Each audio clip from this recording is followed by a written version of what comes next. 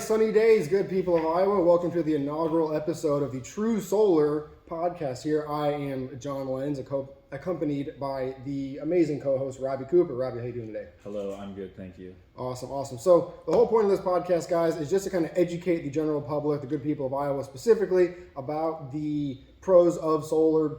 This is without a doubt a rather complex investment, but at the same time, it is available to everybody. So we are here to explain it in a way that everybody can understand.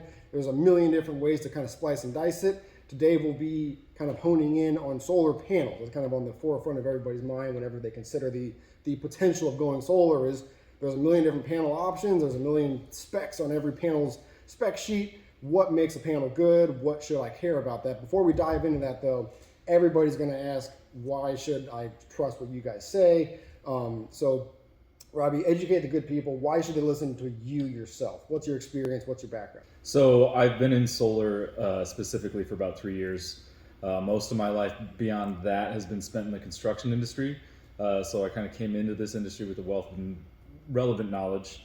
I've been in construction estimating, field supervision, things like that. My time in solar started as a regular salesperson.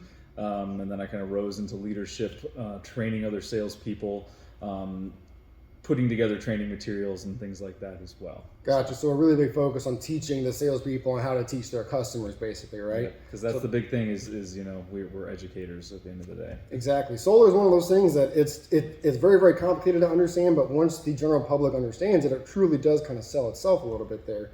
I myself, prior to getting into solar, I've been in solar for 2 years, but prior to that, I got an MBA from Southern Illinois University, ran off to the financial services and insurance industry.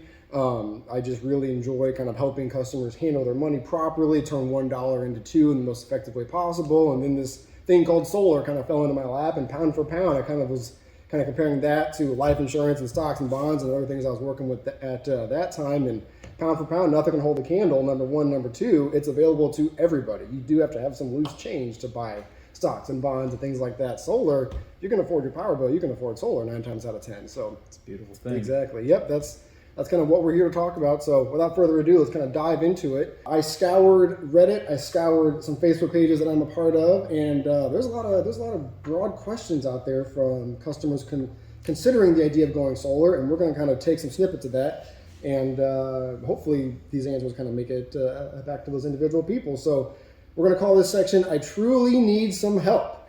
On that note, guys, if you have any specific questions, go ahead and at us here on social media. Go ahead and send in your specific questions our way, and we will certainly get your question answered on our next episode here. So first question comes from Reddit.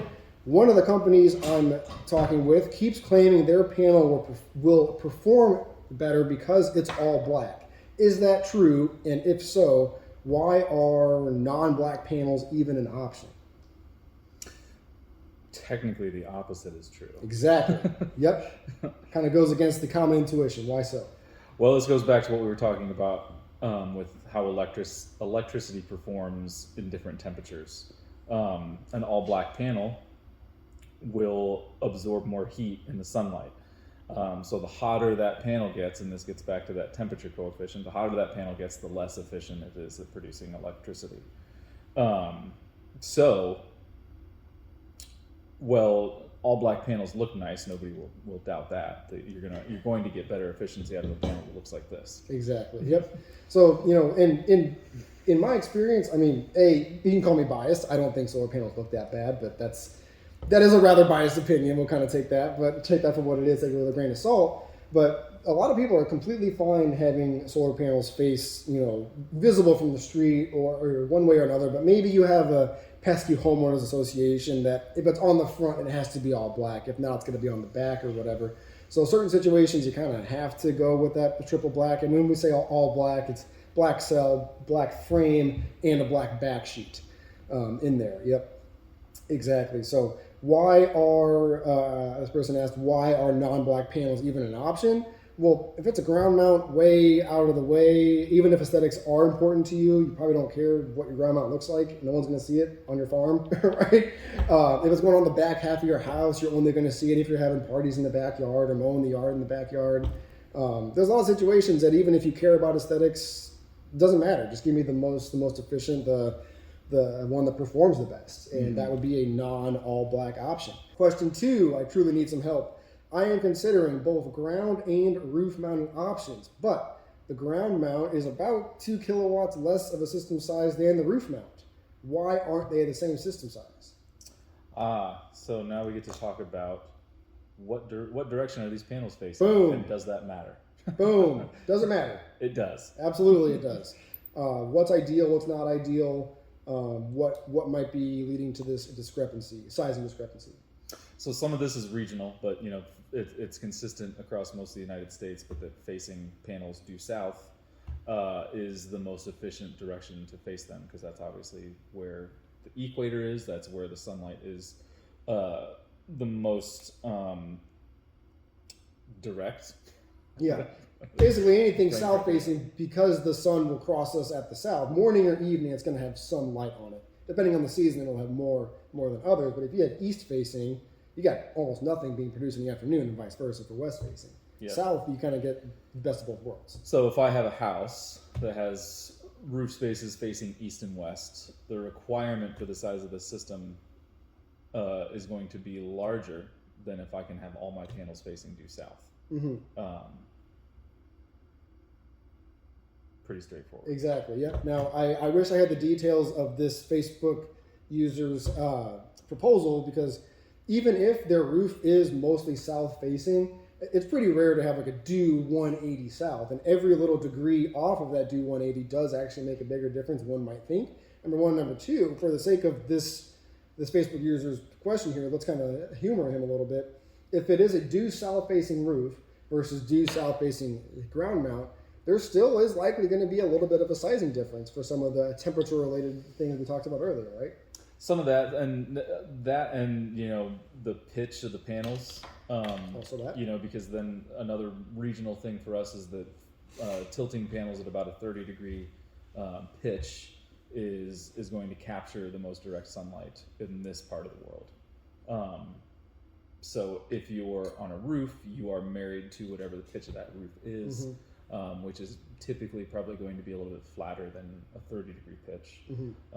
So your production is going to drop a little bit versus what that ground-mounted system would make. Exactly. You just kind of said that best. You're kind of married to the roof, because you don't.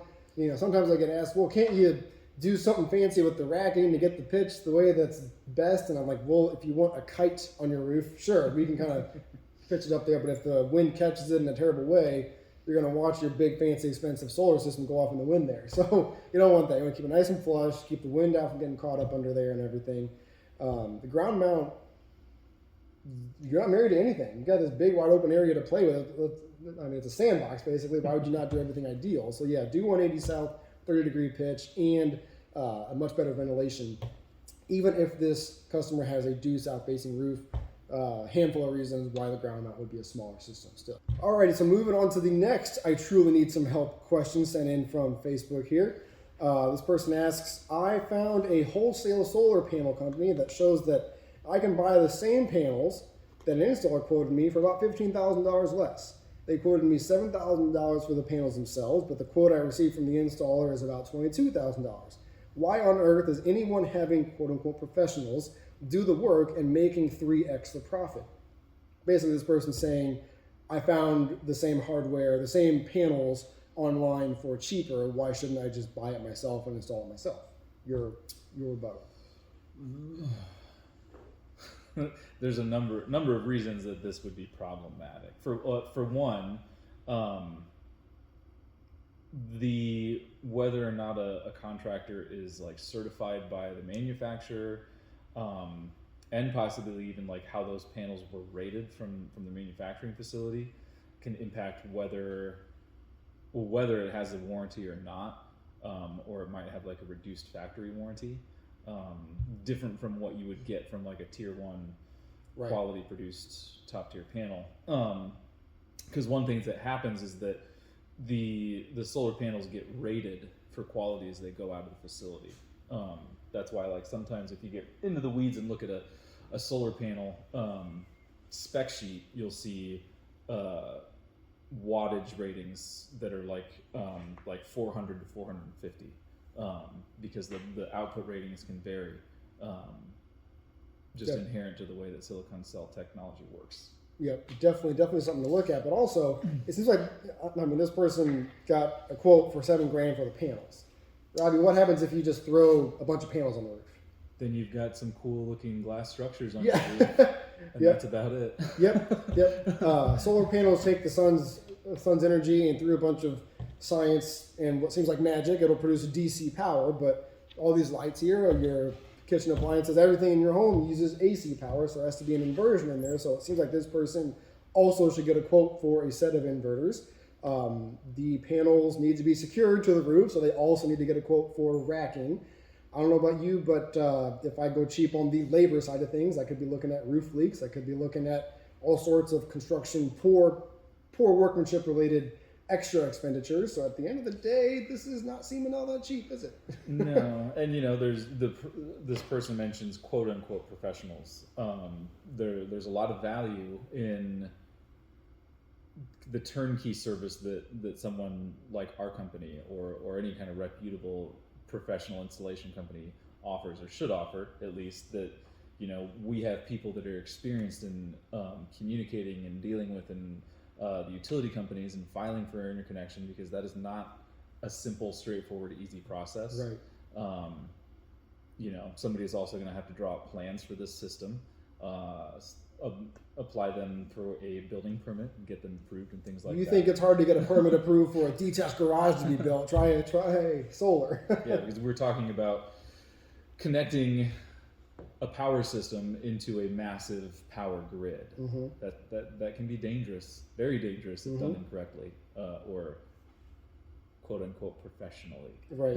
And I mean, let's say you kind of go through the motions yourself. You got a buddy who's an electrician. Maybe he doesn't know everything solar specific.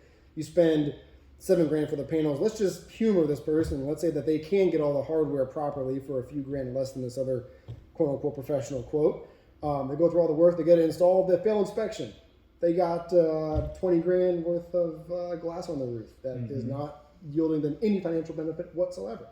So at the end of the day, farming out the labor to somebody who can do this with one hand behind their back seems like a pretty nice value, doesn't it? And if you get into the weeds in a situation like that with, some dubiously acquired panels or whatever hardware, and you run into problems, and then you call up a reputable company to come in and help you, chances are that they're going to think twice about doing that if they do it all, because it's it's a precarious situation to come in and help with products that you didn't procure and things like that too. So there's a lot of risk involved in not selecting the right people to do the work.